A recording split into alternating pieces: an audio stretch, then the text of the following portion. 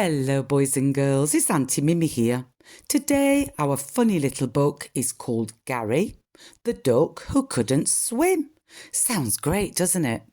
If you've not already subscribed to the channel, please do so now.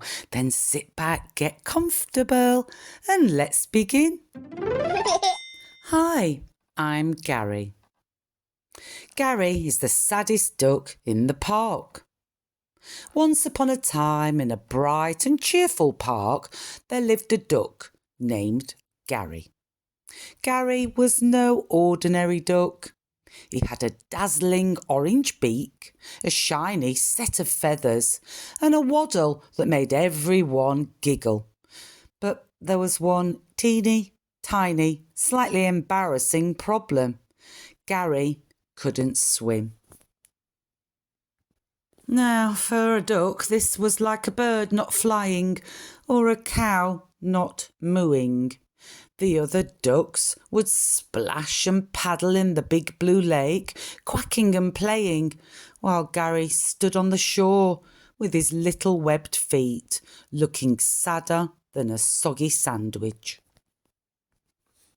Tony's brilliant idea. "Why don't you just jump in?" asked Tony, Gary's best friend and a very mischievous little monkey. Tony loved swinging through trees, eating bananas and thinking up wild ideas. "I can't swim, Tony," Gary said with a sniffle. "Every time I try, I sink like a rock wearing socks." Tony scratched his fuzzy head. "Rocks don't wear socks," Gary frowned. "Exactly my point." Tony decided to solve Gary's problem. "Don't worry, buddy, I've got a brilliant plan." Gary tilted his head. "Last time you said that I ended up in a tree eating bananas for 3 hours. Tony grinned. "This time it's even better." The squeaky surprise. The next morning, Tony showed up at the lake with a pair of bright yellow armbands. They were big, round, and squeaked when you touched them.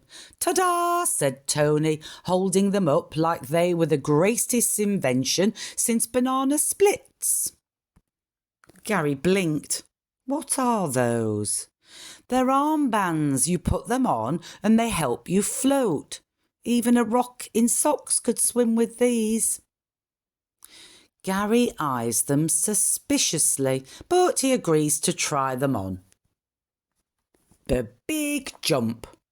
Gary waddles nervously to the edge of the lake, wearing the squeaky armbands that make him look like a floating balloon. Tony cheers him on, jumping up and down on the shore. With a mighty quack, Gary takes the leap into the water. Gary floated. "I'm swimming," Gary yelled, kicking his feet. "I'm really swimming." The other ducks stopped splashing and stared. "Gary swimming," they quacked, their beaks hanging open. Gary paddled around the lake, zooming in circles and making silly noises. "Look at me," he shouted. "I'm a speedboat. Vroom." Tony cheered from the shore, doing a happy dance. "See, I told you it would work. Now you're the coolest duck in the park." From that day on, Gary wore his armbands every time he went swimming. He even got them names, Bob and Flo, and decorated them with stickers. Gary and Tony became the talk of the park, and every animal wanted to see the duck who zoomed around like a motorboat. Gary never felt sad again, and whenever someone asked him how he learned to swim, he'd smile and say, "All you need is a little help from your friends and some squeaky armbands." And from the shore, Tony would add, "And maybe a banana or two for good luck." The end.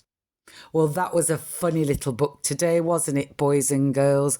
I do hope you enjoyed it as much as I did. As always, I want you to be kind to one another, look after one another, and try and have some fun every single day. Until next time, bye-bye.